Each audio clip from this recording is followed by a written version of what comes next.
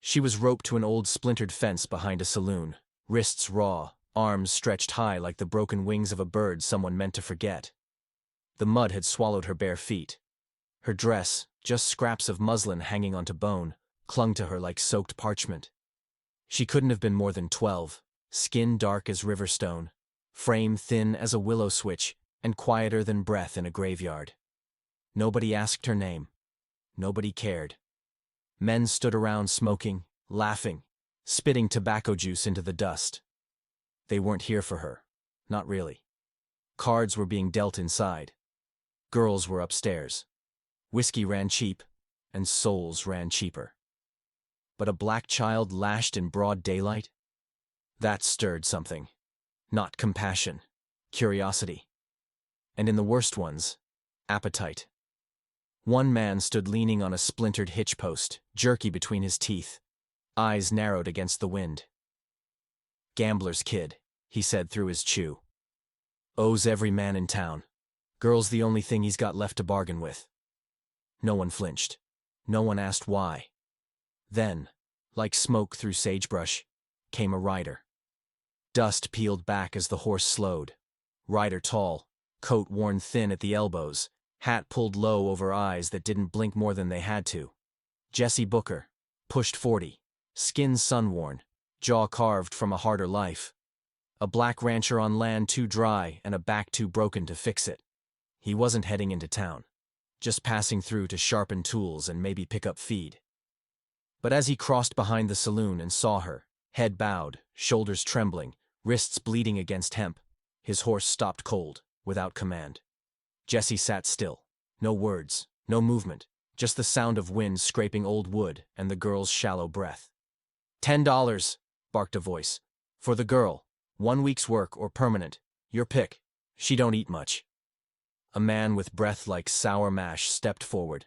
Tall, greasy, smile full of missing teeth. He tugged the rope like it was reins. She can scrub floors, fetch water, quiet as a broken bell. Won't give you no mouth.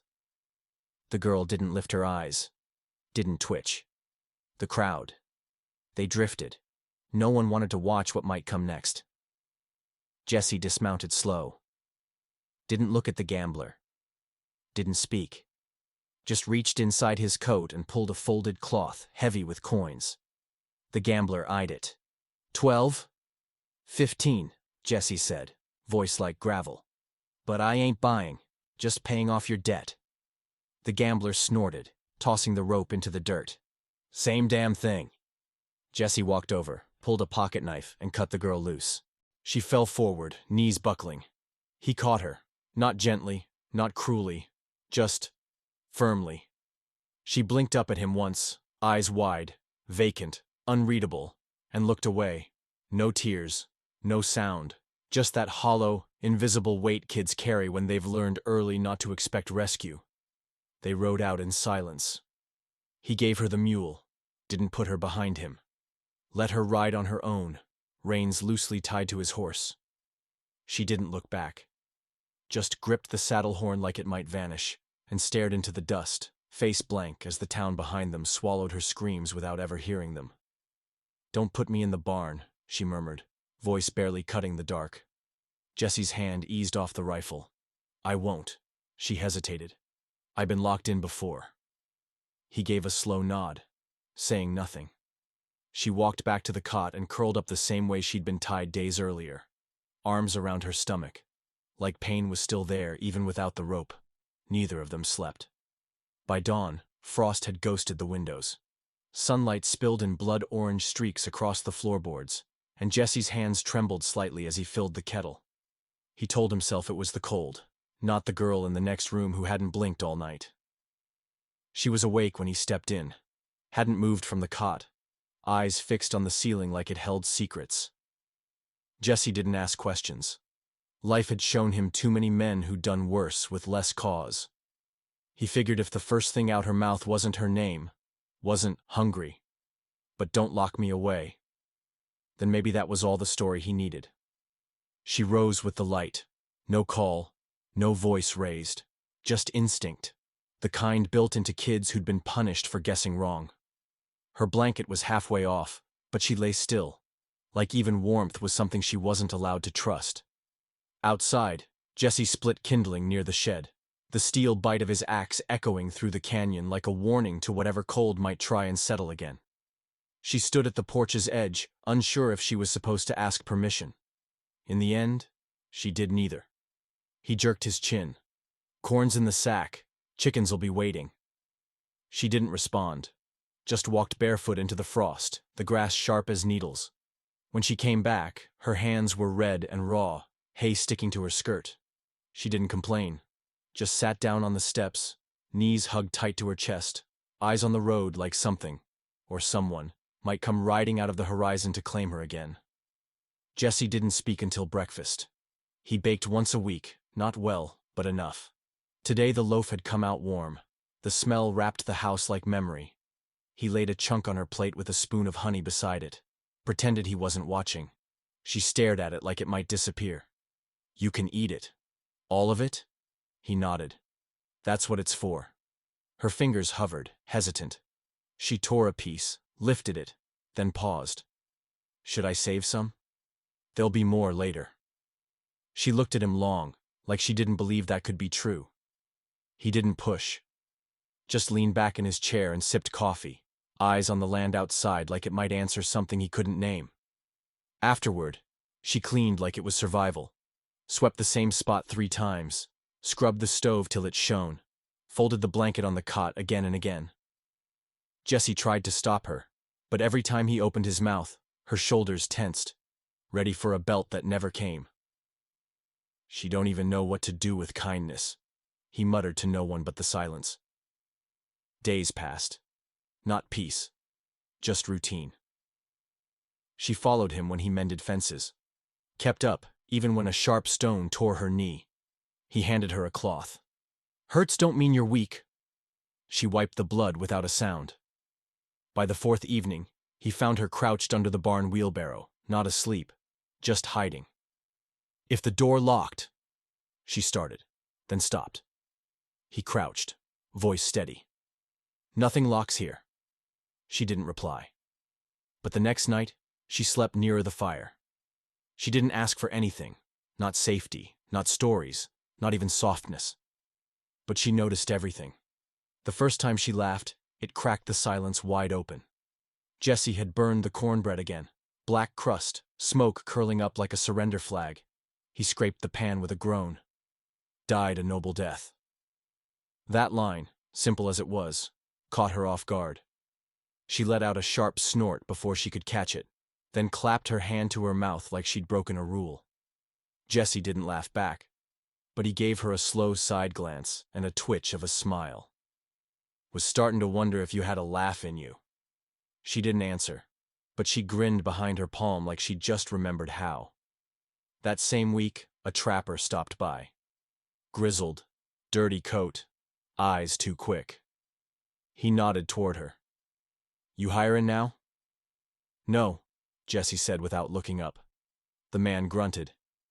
"Ain't yours, though." Jesse turned to her. "Go inside, Lena." She obeyed. The man watched her go. "Just curious is all." "Then be less curious," Jesse replied, his voice edged steel. "She ain't anyone's business but her own." That night, Lena sat with her legs tucked under her, fingers trailing patterns on the table. "Are you gonna sell me back?" Jesse froze. "What?" "Men take girls, then they sell 'em again. That's how it works." He leaned forward. "That's not what happened here." She tilted her head. "Then what was it?" Jesse watched the wood crackling in the stove. "Felt like I saw someone sinking, and I pulled 'em out. Maybe I needed pulling too." She didn't reply, but she didn't ask again. 12 nights in, she handed him a folded piece of paper, crumpled, smoothed out again. He opened it. 4 letters, shaky but proud. "Lena." "You already told me?" "That wasn't the real one." He looked at her. She stared back like daring him to say it wasn't enough. He nodded. "All right then, Lena." The next morning, she laid out 2 plates and poured coffee into tin cups without being asked. Jesse sat. On his plate was warm bread, not his. He took a bite, slow. Looked up. Little dry. She smirked. Better than charcoal. That day, he laughed. First time in years it didn't feel wrong in his chest. For the first time since his wife's grave froze over, Jesse didn't eat alone. But peace is a thing that doesn't stick when it's earned through mercy. The wind soured the morning they came. Before the dust rose on the trail, the crows had gone quiet. The dog didn't bark, just growled, low and constant. Jesse straightened from the woodpile. 3 riders. Slow. Confident. Like they'd never been told no. The preacher rode in front. Clean collar, empty eyes. A deputy flanked him. Badge crooked, mouth tighter than law should be. The third man didn't need a name. Caleb Dawes. They stopped at the gate. "Mornin', Jesse," the preacher said smoothly. "I'm Reverend Hatch, Deputy Slater, Mr. Dawes." Jesse nodded once. "What's this about?" Caleb spit in the dirt. "My brother gave away what wasn't his." Jesse didn't flinch. "He sold me a lie. I paid to cut a child loose." "She's not free," Slater said. "There's a wager on record, paperwork." "She ain't a horse," Jesse said, voice harder now. "She's a girl." "That girl," the preacher added, "is legally bound unless you can prove otherwise." Lena stepped onto the porch, flower on her hands, braid tight. Caleb saw her and smiled slow. "Lena, come on, let's go home." She didn't move. Jesse took 1 step forward. "She's not going anywhere." The deputy's hand hovered low, too close to his weapon. "You want this in the books, Boon? Official obstruction?" Jesse didn't answer the threat. He looked over his shoulder, not at the lawman, but at the girl behind him. Lena wasn't frightened now. Her eyes weren't begging. They were daring. "You've got 7 days," he said flatly. "Come back with proof, or don't come back at all." Reverend Hatch's face turned rigid. "The Lord does not favor defiance in the face of righteousness." Jesse held his ground, silent as stone. The men turned their horses and rode out, leaving behind only dust and the echo of something unfinished. But fear wasn't done with them. It lingered in the corners like smoke after lightning. Inside, Lena watched the door long after it closed. "They'll return," she said quietly. "Yeah." She didn't cry. She didn't flinch. She just turned back toward the kitchen, like she'd added it to tomorrow's chores. That night, Jesse sat alone by the fire, rocking slowly, the flame cracking sharp against silence. He thought of his wife, gentle, deliberate, full of quiet grace. Lena was none of those things. She was fire and edges, questions and scars. But there was healing in her too. Not soft, but real. Across the room, Lena mouthed words from a hymn book. No melody, just memory. Then softly, "If they come back and take me, what'll you do?" He didn't lift his eyes. "Depends how loud you holler." The week passed like the wind held its breath. Jesse wired a letter to a friend in Junction Bluff, a man who once owed him his life. But out here, paper traveled slower than problems. On day 4, he taught her to hold a rifle, not to shoot. "Just so you know it ain't foreign in your hands," he told her. She cradled it carefully, like something sacred. On day 5, they repaired the fence. Her hands bled, but she never paused. On day 6, she asked to sleep outside. "Why?" Jesse asked. "I need to know how to move if I have to," she said. That night, they lay under the stars in silence. No words, just breath and sky, and the space between what was and what might be. Day 7 arrived like a whisper, pale, still, full of waiting. The sound of wagon wheels broke the hush. Not lawmen, not preachers. A single figure, walking slow beside a mule. A woman. Skin darkened by years under sun, lips chapped, arms marked with bruises that told stories no words could. When she saw Lena, her cane dropped. "Mama," Lena said, voice thin with disbelief. The woman collapsed into the dirt, arms thrown around her daughter. "They told me you was gone. I came back. They said I was too late." "They sold me," Lena murmured. "I knew it. I knew they lied." Jesse stood back, watching a moment that wasn't his to hold. "This is my mama," Lena said, turning. He nodded. The woman, Mara, rose slow, eyes never leaving her child. I got a shack down near Cotton Bend. It's not much, but it's ours. I came to take her home. Jessie saw her hunger, her exhaustion, the ache in her bones. But there was something in her voice, a mother's will, unbreakable. Lena turned to him. Will you come with us? He blinked, caught off guard. Just for a bit. To help fix it up. He looked down at her hand wrapped around his. That's your home, he said quietly. She shook her head. It's ours now. The wagon rolled out slow. Trust didn't gallop. It walked. 3 souls, 1 new fire lit. And somewhere behind them, the preacher's voice scattered like ash. They reached the shack just before the ridge caught fire. The door creaked open on a dry hinge.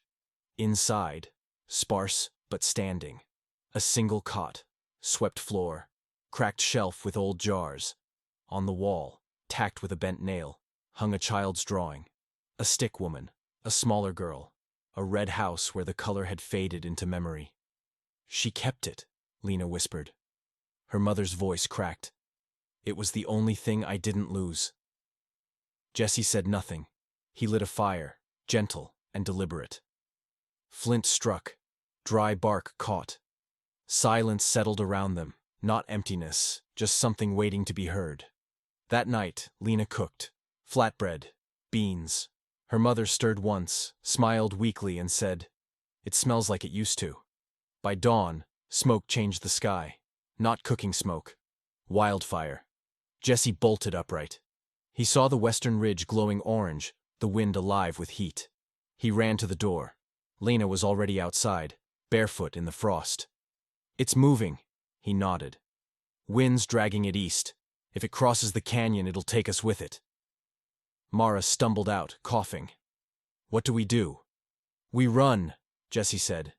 But Lena's gaze fixed on the shed beside the shack.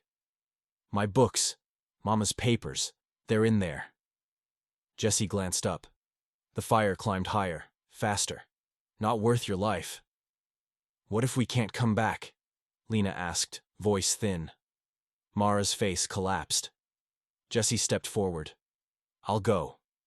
Lena opened her mouth to argue, but Jessie was already moving. The shed was sealed with a twisted nail. Jessie yanked it loose with his knife, shoved the door open. Inside, a cracked trunk, a jar of dried herbs, some old linens. He grabbed what he could, stuffed it into his coat.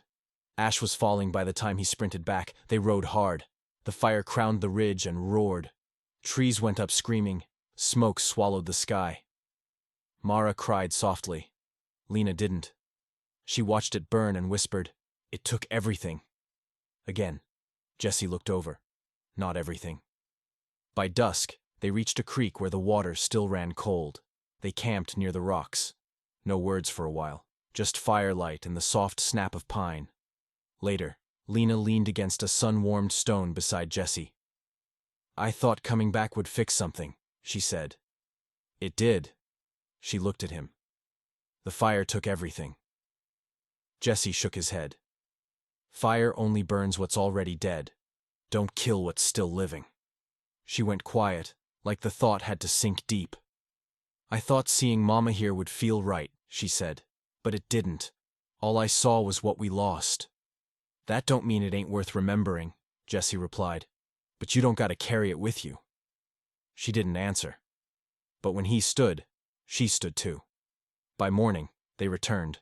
The shack still stood, barely.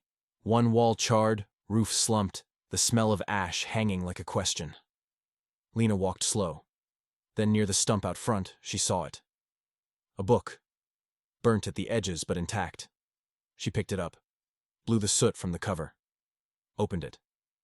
Inside, her drawing, untouched. She held it close. I guess fire didn't take everything. No, Jessie said. Not even close. As they packed the mule again, Mara leaned on Jessie's arm longer than needed. You didn't have to stay, she said. No, Jessie answered. But I wanted to. She studied him. You ever think about making something last again? He paused. Lena looked between them. Quiet hope in her face. Jesse placed the book gently in the saddlebag. "Let's get home first," he said. "Then we'll see what still wants to grow." Behind them, the ridge still smoldered.